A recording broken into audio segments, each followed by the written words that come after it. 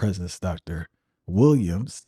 For those unaware, Dr. Williams is an Africologist, expert in historical and present experience of Africans and African descendants throughout the diaspora. Dr. Williams, what's going on? How are you? Thanks for having me here today. Glad to have you here. First question I would like you to share your wisdom on is the myth that slavery was almost non-existent in the North. There's a really good book called Complicity. It's by Anne Farrow and a few other of her colleagues. And what they do is explore that myth. And they look at the role of the Northeast seaboard and its role in slavery. And they start Philadelphia, New Jersey, New York, all the way up to Connecticut and Rhode Island. That actually they were the breadbasket for enslavement. And during the Revolutionary War, when the British had an embargo on the East Coast, thousands of Africans starved to death in Jamaica and through the islands because they couldn't get food. Philadelphia was famous for what they call refitting. That's taking a ship and refitting it to put captives in by putting layers in the bottom of it. And New York was a major trader because at that time you had the Dutch in control. So yeah, you had slavery all over the East Coast.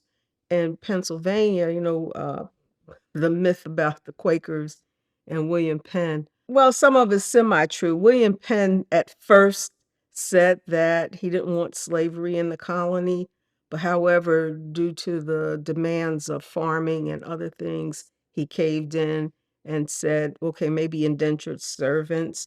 So the first 175 Black people into Philadelphia were actually enslaved by the Quakers. I read somewhere, I don't remember right, Okay. but they were saying that about 40 cents of every dollar from um, slave owners went to the North. Yeah, because what the North also did was they provided materials to the South, okay, like tools that they needed, not and also luxury items, things for their home, all types, and their children were some of them were educated in the North, and different foods, different luxuries that they wanted, all came from the North. They were hand in hand.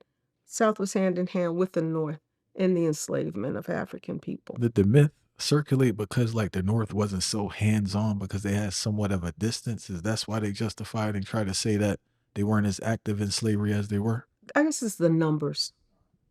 Look at the numbers.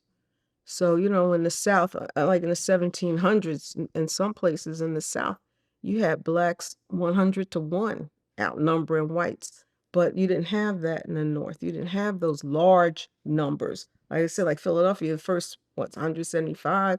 And so the numbers were small, even though in the farming areas, so you could purport that myth or say that you weren't involved, but they definitely were here.